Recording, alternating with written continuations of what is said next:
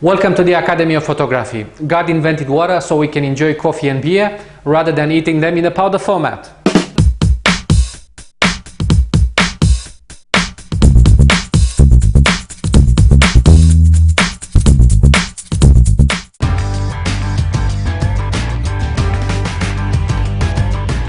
I'm Christian Tudor, and today I would like to talk about family photography ideas. I have gathered 10 of the best ideas. Some of them are mine, some of them are not, but I'm gonna go through a few poses and a few photographs with you because this is a very popular subject. Anyone with a camera will be in the position to photograph his own or her own family. So if you have a camera, you might be interested. Just few tips. If you think you have any other ideas, I will be very happy to hear from you. Anyway, I'm gonna move on my computer. I'm gonna comment on few tips and we will come back. Okay, moved on my computer. I just want to show you a few samples. Today I'm going to talk about family photography. I'll show you the obvious examples just to tick off a few boxes, and I want to show you a few creative ideas. Maybe we can get some inspiration going. So I'm going to start with the people lineup. Is the most obvious thing to do. You can ask the people to line up in front of you just like products on a shelf, and you can arrange them by gender, height or whatever. It's not great. I'm not recommending this. It's the most average thing you can do, but sometimes you just have to do it. Next step in getting better of photographing large groups is try to get them on different levels. 3 if possible, so you get one row of people sitting down, one row of people maybe laying on the floor, and the other one standing up. And if you have a bench at the back, maybe you can do the 4th. So very good for large groups of people. And the next idea is to actually try to shoot from a higher angle so you can capture everyone. As a photographer, I always avoid the situation having people being hidden from the camera, so that's why I'm always trying to find a higher spot. If you're shooting smaller groups, 3 to 4 people, like a normal average family, get people to have their heads as close to each other and try to play with them standing up, sitting down, laying on the ground as per the images you just see, and try to have the heads at different levels so you can read them in zigzags. Remember, if there are small children, try to crop the images in such a way you still keep the scale. So you don't want to see very large people with very small children because that's out of scale. So if you crop the image, that would be a good idea. You can play with the composition rules as you can see fit. I'm just going to go to the vertical lineup. This image imitating a Christmas tree. I think it's interesting. I'm not 100% happy with it, but I think it proves the point.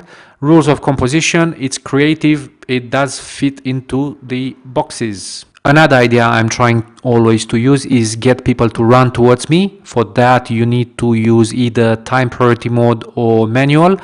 I would recommend a shutter speed faster than 250th of a second and continuous burst mode. And also it's important to have the servo autofocus, and camera will follow the focus with the subject. You try to shoot 5 times, you ask them to run 5 times towards you. You shoot constantly, and within 50 images you should get one properly in good focus. Always funny, and always my clients are ending up with a bit of laugh. Now it's time to get creative. The image you just see is picked up from a blog. I am not sure where it's coming from, so I would love to offer the credit to the author. So whoever, if anyone knows who took this picture, please contact me. I'm happy to provide the credit. I love the fact it's tilted. I love the fact it's focused on the feet and not on the faces. It's a little bit different, and that's why I really enjoy this picture. The next idea is to try to use some props. In this case, I have used the frame. Nothing new. I've seen it before, but let me tell you, it does create an event, and people are enjoying it. Obviously, think about the composition, even if you're using this frame, and if you tilt it a little bit on an angle, it's going to look even better. Another image with a good example. I'm not very happy because it's starting to be out of focus, so you need to pay attention on that. So for this, I would recommend a very small aperture, but I like the fact that it's tilted and the angle is unusual. I think it's a very good portrait for a family, and I absolutely love it. I'm not sure who's the author. Again, if the author will see this, please contact me. I'm happy to provide the credit. Now, playing on the beach, in the park, and get some action. This image is funny. I would not recommend it if you don't know what you're doing. The children were fine. It's not an image taken by me. It belongs to Liz Hansen, a photographer. You will see the link below. The image is an accident, but obviously during family photo shoot. I do recommend caution in what you're asking the family, but if they can play and follow your direction, you can end up with very interesting images. Remember to keep shooting and you'll end up with something good. Scrapbook photos and postcards. So if you know a little bit of Photoshop, the imagination does not have a limit.